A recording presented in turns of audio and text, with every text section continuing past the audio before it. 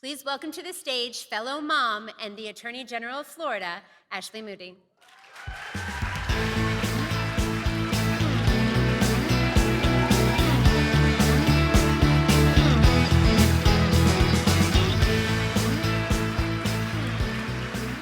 You guys are gonna make me cry and I haven't even started. That's not right, that's not right. Greetings, Moms for Liberty. What an incredible event with energy and passion and drive that can only stem from a mother's love for their child, coupled with extreme shock and concern over what we've learned over the last 2 years. I get it. You know, no one would ever, first let me just do this because I love doing it because it embarrasses him. Help me embarrass him, please. The only reason I am standing here as the Attorney General of Florida for the third largest state in the nation is because of that man right there, Justin, my husband. He just loves it when I do that. You know, no one would have ever wanted or welcomed a pandemic. But think about what has happened over the last 2 years. There has always been an extreme difference in governing styles and perspective and values and philosophy. And actions were being taken in governments all around the nation, in different state governments, on school boards. But we weren't seeing the affect like we were over the last 2 years. So when most people thought our country was on autopilot, our education system was on autopilot, we were amazed to think that someone else was steering that plane with a different agenda. And how fortunate we are, how blessed we are that we have had this time to pay attention and wake up and see what's happening so we could take back control of the direction of this country.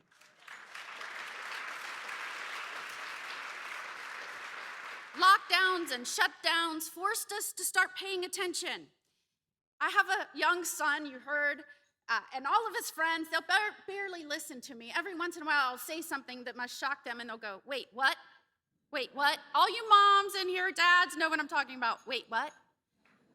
I am calling this America's wait, what moment. Wait, what?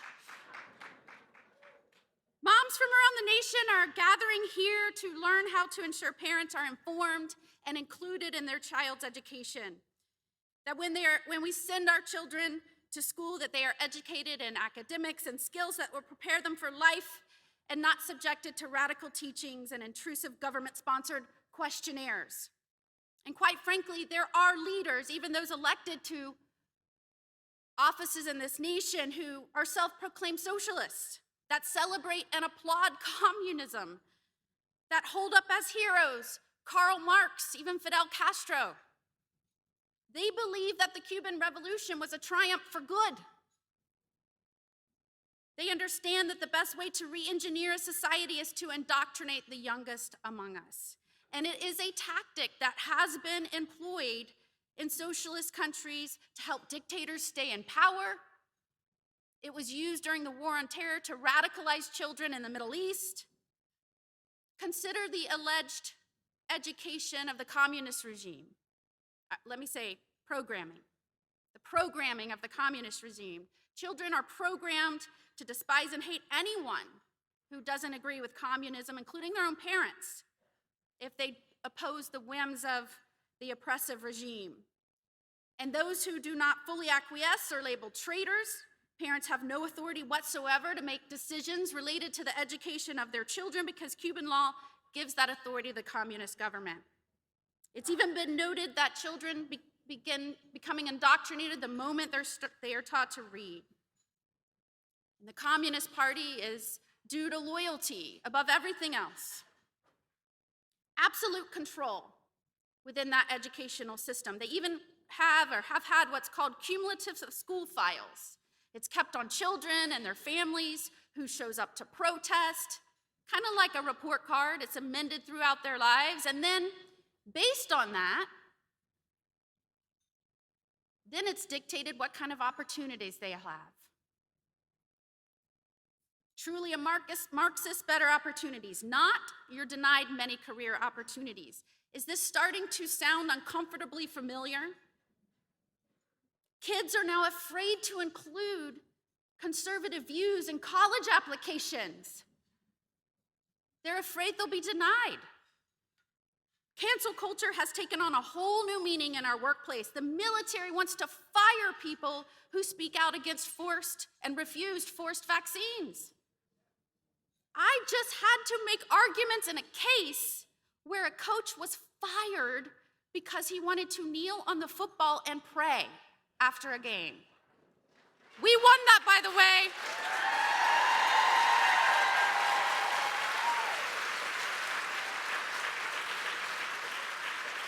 Thankfully, and I know not all of you, but a lot of you in this room live in the free state of Florida. I get to work alongside an amazing governor. I know you heard from him, and our First Lady, who calls out this nonsense and works to ensure that our laws demand parents have a say in their child's education. What questionnaires and information are sought from our children, and the subject matter that is taught at very sensitive ages. In Florida, we are now teaching civics, the basic structure of our government, to make sure our children become future leaders that can have a say in the direction of this country. They're even being exposed to the horrors that have been inflicted on those that have escaped communism. And for those that would say, and hey, there's some outside this hotel right now that would say, these are just political battles, these are just for people in office to say things are going on so that there's something to talk about and they can get people riled up for elections. We are gathered in this room right now as moms because we know better. We know what's going on, and you know why we know what's going on? Because we're the ones that unpack the backpacks, and we're the ones that have the discussions on the way to sports practice. My husband argued with me about that one because he drives to sport practice a lot. It would not surprise anyone in this room to hear about stories where kids come home with projects to ask, what political party is your family? What are the political interests of your family? Or projects that ask them to expose what kinds of vehicles they have, and if they have SUVs, and how often their parents fly because they're the worst on the environment and they're made to feel bad. That would surprise no one in this room. And, just to be clear, it would surprise no one in this room to know that there was an actual event planned for kindergarten through 5th grade, for various topics, all those topics that we should be presenting to our school children, like come and learn about a variety of topics, including red tide, depression and suicide, refugee crisis, AKA illegal immigration, autism awareness, diabetes, sea turtles, bullying, overfishing, invasive species, child abuse, sustainable urban development, coral reefs, ocean pollution, LGBTQ, animal testing, animal abuse, animal extinction, elephant poaching, slavery, whale killing, homophobia, racism, save the bees, shark finning, gender equality, deforestation, fracking, and last but not least, global warming. That surprises no one in this room, but yet, the people that were speaking out, the lawmakers that passed legislation to protect the youngest in our schools, as young as kindergarten, they were called all kinds of names. It's happening all over this nation, the programming of our children, and a battle for the future and the soul of this nation is being waged in our classrooms. Thankfully, we have moms like you and the dads that are here joining them on the front lines, speaking out, taking time out of your lives. I think someone traveled here all the way from California. Thank you. Stand up. If you traveled from California, please stand up right now. I heard we had someone from Hawaii. Hawaii, stand up. Hawaii, where's Hawaii? There you go. Thank you. Thank you for taking time out of your lives to focus on the big picture, on what we know is going on, share stories, plan battle strategies. Moms like Bessie DeVos with 4 kids have been pioneers. They know this struggle all too well. I can't believe she traveled all the way here to be with you. It's an amazing Lunch, an amazing day. I'm sure you're going to hear a lot and learn a lot from her. They understand in America, our children must be allowed to grow and mature into adults with true ability to be critical thinkers, with freedom of thought and freedom of conscience. Mom is a powerful word. I want to say that again. Mom is a powerful word. It invokes every emotion and every instinct to protect. We would give our lives for our children. That power, the power in this room, it's beginning to threaten some folks. In fact, I don't know if you've heard this, but they're trying to take away that well-earned title. We earned that title, Mom. Listen to this. Birthing parents for freedom does not have the same ring, does it?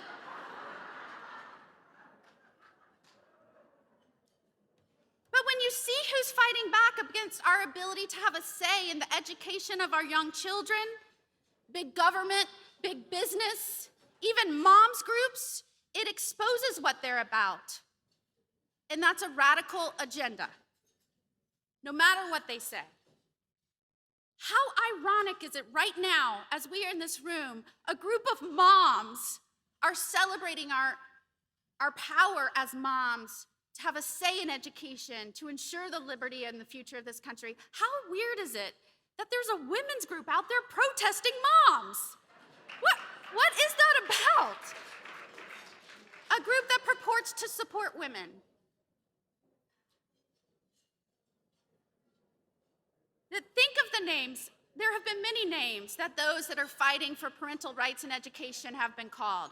You can tell me the list right now. If I said shout them out, you name it. Bigots, homophobes. One of the media outlets said that those that were pushing for parental rights in education to control what is taught to young children as young as kindergarten, one media outlet compared them to Russian rapists.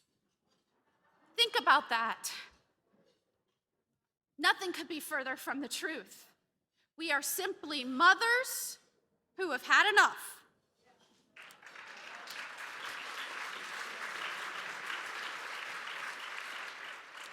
I knew when I ran to be the Attorney General of Florida, it would be hard. When I decided to take the step and leave the bench, my son was 7 years old. And I knew that my greatest challenge would be my priority as a mom, remaining so with my knees up to my knees in sports equipment and backpacks, protecting my own child while also protecting Florida's children. I knew that would be my greatest challenge, and it has become my greatest driver and my greatest asset.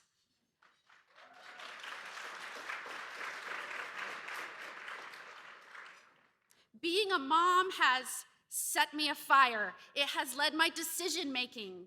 It has informed me while I sit on the bleachers of the jeopardies and risks facing our children every single day. Based on my unwavering faith in God and God's purpose and plan, I have absolutely no doubt that the first summit of Moms for Liberty coincides with the first mom of a young child ever being elected to the Florida cabinet and being here with you today.